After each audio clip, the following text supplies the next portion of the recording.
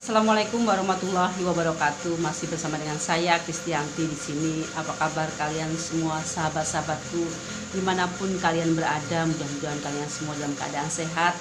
Tentunya dapat menjalankan ibadah puasa di bulan suci Ramadan ini dengan nikmat. Insya Allah amal ibadah puasa kita diterima oleh Allah Subhanahu Wa Taala. Amin ya Rabbal Alamin.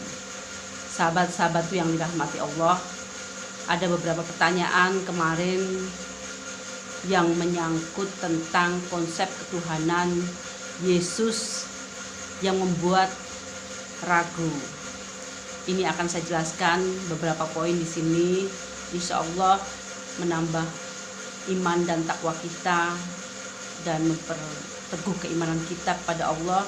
Yahudi dan Nasrani adalah kaum yang dianggap bertanggung jawab atas penyelewengan ajaran-ajaran nabi-nabi utusan Allah. Bahkan dalam penyelewengan ajaran para nabi ini, Yahudi dan Nasrani merekam perjalanan, semua perjalanan wahyu sejak dari Nabi Adam. Banyak aspek yang dapat kita bandingkan di dalam Islam maupun di dalam Kristen. Contoh, konsep tentang hukum, konsep tentang akhirat, konsep tentang ketuhanan, konsep tentang wahyu, dan konsep tentang kitab suci itu sendiri. Sahabat-sahabatku yang dirahmati Allah, kali ini saya akan membahas tentang konsep ketuhanan Yesus yang membuat ragu. Ini menjadi sorotan, yaitu konsep ketuhanan Kristen, yaitu Tritunggal, khususnya ketuhanan Yesus Kristus yang amat tidak masuk akal. Hal ini sudah lama sekali terbukti karena memang hal ini tidak hentinya menimbulkan problematika, menimbulkan polemik berkepanjangan yang tidak kunjung usai. Sahabat-sahabatku yang dirahmati Allah, umat Kristen ini lebih percaya kepada doktrin gereja daripada bukti-bukti Alkitab itu sendiri. Padahal bukti-bukti Alkitab itu sudah demikian jelas menunjukkan bahwa Yesus bukanlah Tuhan, melainkan hanya seorang utusan. Beliau hanyalah seorang nabi. Sahabat-sahabatku yang dirahmati Allah, berikut ini adalah beberapa bukti yang ada di Al-Quran dan di Alkitab itu sendiri. Salah satunya adalah silsilah keluarga Yesus. Lalu ada lagi, Yesus menyeru agar manusia menuruti kehendak Tuhan.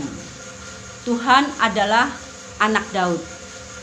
Yesus berkata atau berdoa di dalam Taman Getsemani. Yesus mengaku sebagai nabi. Lalu Yesus mempunyai orang tua. Yesus dipanggil guru oleh murid-muridnya. Semua ajaran Yesus ini berasal dari Allah. Sahabat-sahabatku yang dirahmati Allah, selama ini umat Kristen menganggap bahwa Yesus hanya sebagai juru selamat. Yesus sebagai juru selamat atau Mesias. Dan mereka ini percaya sekali bahwa melalui kematian dan kebangkitan Yesus, manusia akan dapat memperoleh tawaran keselamatan serta janji kehidupan yang abadi. Sahabat-sahabatku yang dirahmati Allah, Yesus ketika disalib memohon pertolongan kepada Allah. Ini dibuktikan dalam Alkitab di Matius 27:46. Kira-kira jam 3 berserulah Yesus, Eli Eli, lama sabaktani, mengapa engkau meninggalkan aku? Lalu Yesus tidak tahu kapan datangnya hari kiamat. Ini diabadikan di dalam Alkitab Matius 13, 31, 32. Langit dan bumi akan berlalu, tetapi perkataanku tidak akan pernah berlalu. Tentang hari saat itu tidak seorang pun tahu, bahkan malaikat-malaikat di surga pun tidak tahu, dan anak-anak pun tidak tahu. Semua tidak tahu, hanya Bapa yang tahu. Yesus menyuruh umatnya untuk berdoa kepada Allah, memohon ampunan kepada Allah. Ini diabadikan di dalam Alkitab di Matius 6, 9, 13. Bagi kami, Bapa kami di surga, dikuduskanlah namamu. Datanglah ke kerajaanmu, jadilah kehendakmu di bumi dan di surga. Berikanlah kami pada hari ini makanan, dan ampunilah kami dan kesalahan kami, seperti kami pun mengampuni orang yang bersalah kepada kami. Dan janganlah membawa kami ke dalam percobaan, tetapi lepaskanlah kami dari yang jahat. Saudara-saudaraku yang dirahmati Allah, selama ini Kristen menganggap bahwa Yesus adalah anak Allah. Mereka menganggap bahwa Yesus ini memiliki kodrat sebagai manusia sekaligus ilahi. Mereka menganggap Yesus ini sebagai juru selamat, dan mereka selama ini menganut kepercayaan atau paham Tritunggal.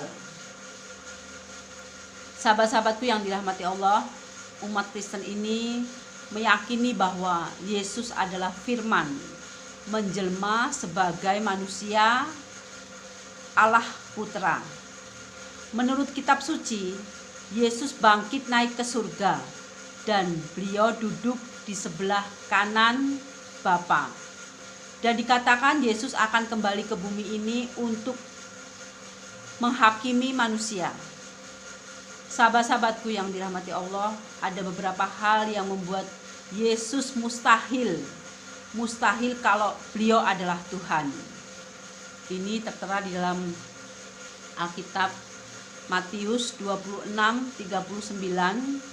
Maka ia maju sedikit, lalu sujud dan berdoa, "Ya Bapakku, jikalau sekiranya mungkin, biarlah cawan ini berlalu daripadaku.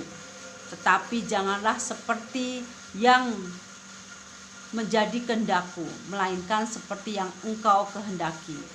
Di Markus 14, 35-36, ia maju sedikit, merebahkan diri ke dalam tanah dan berdoa, sekiranya mungkin. Saat itu lalu daripadanya, "Ya Bapa, tidak ada yang mustahil bagimu, ambillah cawan ini daripadaku, tetapi janganlah apa yang aku kehendaki, melainkan apa yang Engkau kehendaki."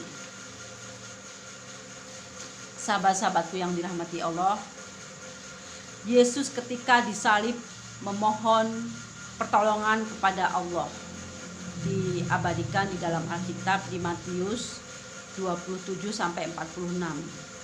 Kira-kira jam 3 berserulah Yesus, "Eli, Eli, lama sabaktani?" "Mengapa engkau meninggalkan aku?" Yesus tidak tahu kapan datangnya hari kiamat. Ini diabadikan di dalam Markus 13, 31-32. Langit dan bumi akan berlalu, tetapi perkataanku tidak akan berlalu. Tentang hari saat itu tidak seorang pun tahu, malaikat-malaikat di surga tidak, anak-anak pun tidak, hanya Bapa. Yesus menyuruh umatnya untuk berdoa dan memohon ampun kepada Allah. Matius 6, 9, 13. Bapa kami di surga, dikuduskanlah namamu, datanglah ke kerajaanmu, jadilah kehendakmu di bumi dan di surga. Berikanlah kami hari ini makanan, dan ampunilah kami akan kesalahan kami, seperti kami pun mengampuni orang yang bersalah kepada kami. Dan janganlah membawa kami ke dalam percobaan, tetapi lepaskanlah kami dari yang jahat. Saudara-saudaraku yang dirahmati Allah, ini adalah beberapa konsep ketuhanan Yesus yang membuat kita semakin percaya bahwa Yesus bukanlah Tuhan.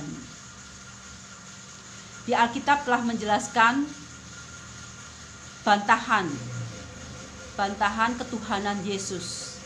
Tetapi mengapa selama ini umat Kristen bersikukuh menuhankan beliau? Jawabannya adalah terletak kepada doktrin gereja yang ditanamkan sejak mereka kecil, dan hal ini pernah saya alami. Mereka banyak yang gak paham dengan isi Alkitab yang sebenarnya. Mereka lebih percaya kepada ajaran gereja. Mereka lebih percaya dengan apa yang dikatakan tentang Yesus ini oleh gereja. Dan ini bukan berdasarkan isi Alkitab yang Yesus katakan. Bukan berdasarkan isi Alkitab apa yang Yesus katakan. Selalu ajaran gereja maupun doktrin gereja. Disinilah penyebab dari kesalahpahaman tentang siapa itu Yesus yang sebenarnya. Sahabat-sahabatku yang dirahmati Allah, mudah-mudahan apa yang sudah saya sampaikan tentang pemahaman tentang ketuhanan Yesus ini, mudah-mudahan membuat kita sebagai muslim memperkokoh keimanan kita, menambah iman dan takwa kita dan akidah kita, menjadi muslim yang taat kepada Allah dan Rasulullah. Mudah-mudahan bermanfaat, dan assalamualaikum warahmatullahi wabarakatuh.